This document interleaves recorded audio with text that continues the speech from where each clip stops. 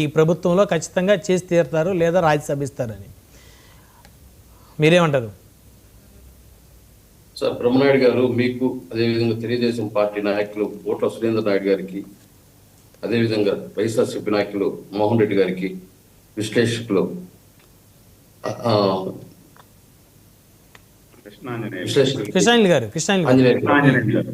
ఆంజనేయ గారికి, అదేవిధంగా 99 టీవీ ప్రేక్షకులందరికీ నా నమస్కారం.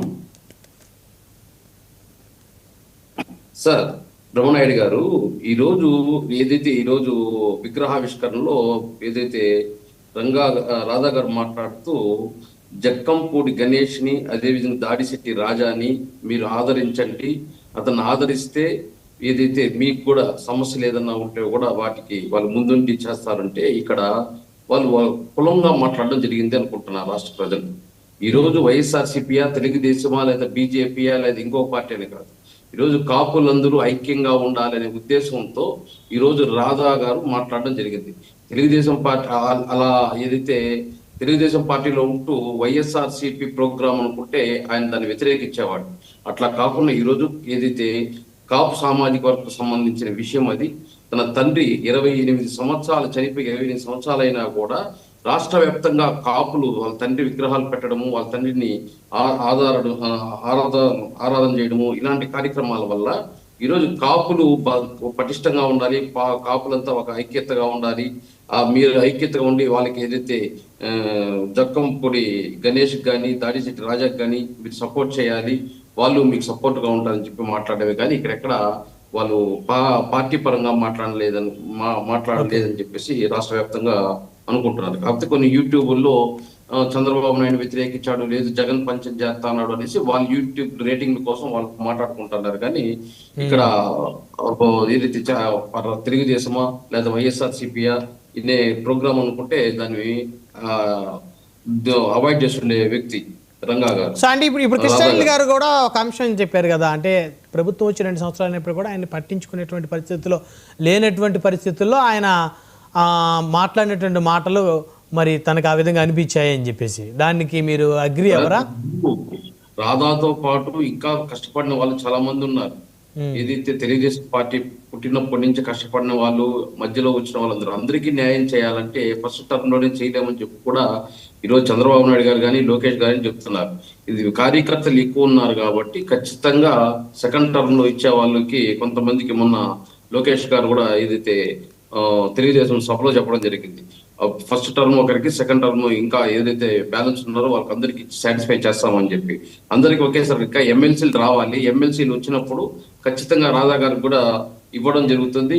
అదే విధంగా అన్న సురేంద్ర అని చెప్పినట్టు వాళ్ళ పార్టీ స్టాండ్ కాబట్టి ఖచ్చితంగా మంత్రిని కూడా చేస్తారు. ఎందుకంటే ఎందుకు వదులుకుంటారు?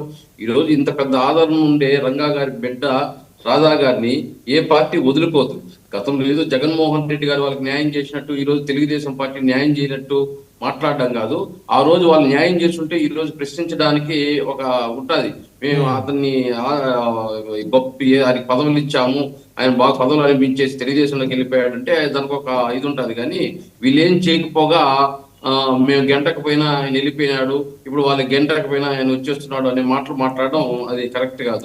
ఇక్కడ మీరు అన్న ప్రశ్నకి నాకు డౌట్. అప్పుడు ఆయనకి ఫస్ట్ వైఎస్ఆర్సీపీ రాష్ట్ర యువజన విభాగం అధ్యక్ష పదవి ఇచ్చినట్టున్నారు, పార్టీ పదవి.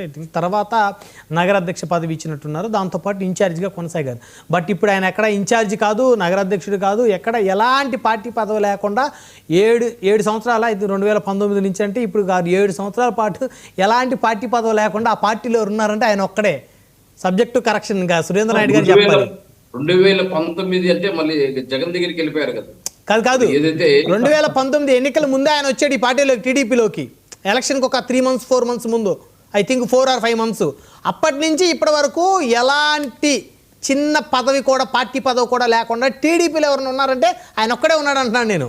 వైసీపీలో ఆయన పోటీ చేశాడు, ఒకసారి ఇన్ఛార్జిగా ఉన్నాడు, యువజన విభాగం అధ్యక్షుడు ఉన్నాడు, నగర అధ్యక్షుడిగా ఉన్నాడు, అనేక పదవులు ఉన్నాయి వైసీపీలో, పార్టీ పదవులు.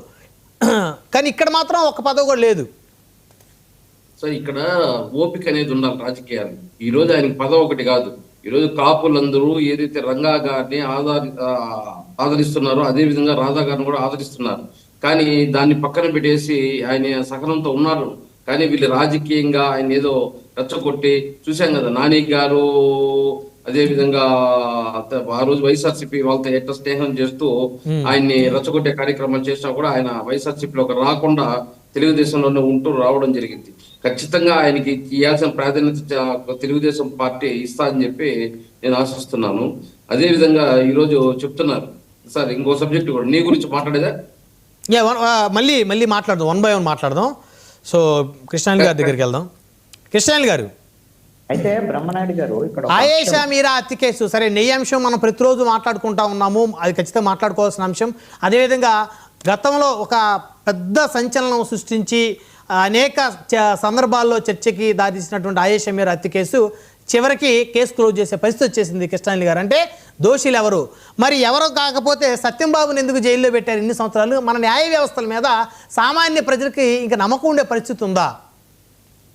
బ్రహ్మనాయుడు గారు, ఈ అంశం మాట్లాడబోయేది ఇందాక మోహన్ రెడ్డి గారు ఒక ప్రస్తావన చేశారు, వంగవీటి మోహన్ రంగానికి సంబంధించి ఆయన రాజకీయ ప్రస్థానానికి సంబంధించి. దానికి కొంత క్లారిఫికేషన్ అవసరం అని అనిపించింది నాకు. ఎందుకంటే వంగవీటి మోహన్ రంగాకు చాలా దగ్గరగా సన్నిహితులుగా ఉన్నటువంటి వాళ్ళు తాను చెప్పినటువంటి అంశం ఏంటి అంటే, వంగవీటి మోహన్ రంగా ఆయన ఎన్టీఆర్ అభిమాని, సినిమాల్లో ఎన్టీఆర్ ఫ్యాన్స్ అసోసియేషన్ నాయకుడిగా కూడా ఆయన ఉన్నారు.